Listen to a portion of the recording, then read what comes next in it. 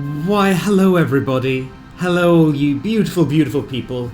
Welcome to another recap of Mild Magic, Icewind Dale. I'm here to quickly fill you in on everything that happened in episode 5, which aired last Wednesday. Now, just as a reminder, you can catch all of our episodes on YouTube, but if you don't have time for a 4-hour stream, then here is what happened. The party at the bottom of the bucket lift inside Tourmaline's gem mine had just watched as Tonach came crashing down, the ropes of the lift cut by a kobold up above. Snickering kobold laughter still echoed in the tunnel as Tonach picked themselves up. Oster huddled against the wall, barely able to see, and began to panic, but was quickly soothed by the others. Bareth cast light on Oster's holy symbols so they might see better, and the party proceeded to explore further into the mine. They found a seam of gemstones, stopped a pair of kobolds from destroying the platform walkway on the main mine shaft, and killed one kobold whilst attempting to persuade another not to continue attacking them. Oster used their knowledge of the draconic language to attempt to make a deal. Let us kill the monster and leave the mines, or you stay in the mines and learn to live with the monster. The kobold in question went to speak with the boss, whilst the party went on. Arriving once more at the main mine shaft from a lower level, the party encountered another bucket lift, this one suspended across the width of the shaft to cross from side to side. As they came into the open space, Oster once again saw a flash of purple light in one of the caves across the mine shaft from them. The party proceeded cautiously across the bucket lift, wary of more kobold trickery, but arrived safely at the other side and proceeded into this purple-lit cave. Inside, they found a strange, fossilized skull embedded in the cavern wall, the purple glow emitting from this skull's immense eye sockets. This skull had no nose or mouth holes to speak of, and Tonach and Lucius correctly identified it as an illithid skull. On further examination, Bareth finds that the source of the light is a purple crystal within the illithid skull. Perhaps its crystallized brain, he theorizes. As the party cluster around to debate what to do with the skull and the crystal, they are ambushed by a set of tentacles from above that whip down and attempt to ensnare Oster in their grip, but fail. A horrible monster in the form of a beaked, floating brain with 8 barbed, dangling tentacles is floating near the high ceiling, intent on attacking the party. Now, they start out well, with Oster using their Path of the Grave channel divinity in great combination with Tonach's barbarian rage, dealing a startling 30 damage on the first hit. But they are quickly in trouble as Tonach fails their con save against the tentacles and is poisoned, paralyzed, grappled, and restrained. Luckily, the rest of the party is on hand to trash tentacles, so to speak, and Lucius gets his first kill of the campaign with his recently acquired magical sword.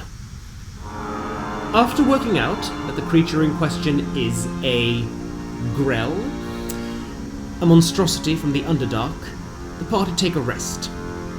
Bareth discovers that the crystal from the illithid skull is a psi crystal, which can give an attuned creature telepathy. He gives it to Oster, who gratefully takes the light source. The group all debate whether the grell might be the monster besetting the mines, perhaps forgetting its CR and the fact that they are only level 2, before moving deeper into the mine to find out what happened with the kobolds. Where they find the kobold boss, they know immediately that something is up, but aren't exactly sure what. He is much more articulate and eloquent than any other kobold they've met, and is wearing wings that emulate those of a very small dragon. He parleys, asking to be taken peacefully into Tourmaline, which the groups are largely amicable towards. They didn't come here to kill anyone in cold blood. However, Oster notices, with a high insight roll, that this kobold's intentions are not true, and he does not wish to peacefully cooperate with the people of Tourmaline, although what he actually wants is a mystery. The party tells the boss, Trex by name, that no, you cannot come to Tourmaline unless you actually wish to cooperate with the people, so we're sorry, you'll have to go somewhere else. Trex bemoans that the party are leading him and his kobolds towards certain death, begins to leave the mine peacefully enough. As the party asks more questions, Trex becomes hostile, eventually telling them they might as well kill him. Baroth, frustrated, goes to push him off the edge of the platform into the mine shaft, which causes a great panic in Trex. No, anywhere but there, he cries. But Tom has grabbed him by the scruff and is holding him over the edge. When they do not relent, the truth about Trex is revealed, as a ghostly form emerges from the kobold and attempts to possess Tonna. The party do battle with this ghost, as the real Trex, now free from the possession, and the other kobolds flee towards the surface. Oster eventually kills the spirit with a well-placed guiding bolt. Everything has its time, and everything dies, Oster reminds it. But the ghost retorts that it would have rather its time be later, and it fades into the ether. The party then clear out some ROUSs and attempt to mine for gemstones with minimal success, before returning to the surface to inform the townsfolk that they can reopen the mine and claim their reward.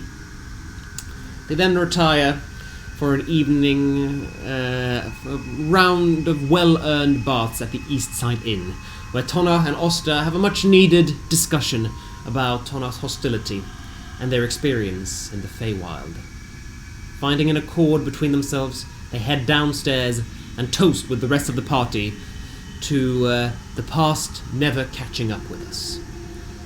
The group talk a little of their personal histories. Lucius reveals that he came to Icewind Dale not intentionally, but via shipwreck, and he decided to give up sailing in favour of singing. Sometimes, they sagely told the party, life gives you a boat wreck, and then you learn to play the guitar.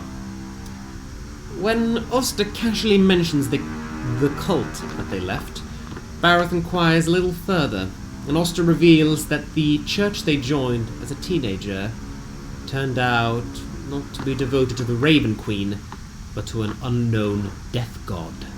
And they left because this church was not helping everyone in the village as they promised, but killing people who would have lived for a reason Oster couldn't comprehend. He warns the party of an older red tiefling and shows them the symbol worn by the congregants, a black sword amulet. Everyone agrees to keep an eye for them, although Oster hopes they won't pursue him this far north. As the party settle in for the night, Baroth struggles to sleep and spends much of the night hours pondering the Shardlin ore, unable to rest.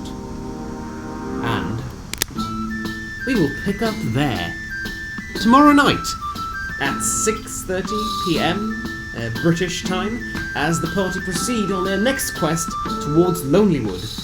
Thank you so much for tuning in.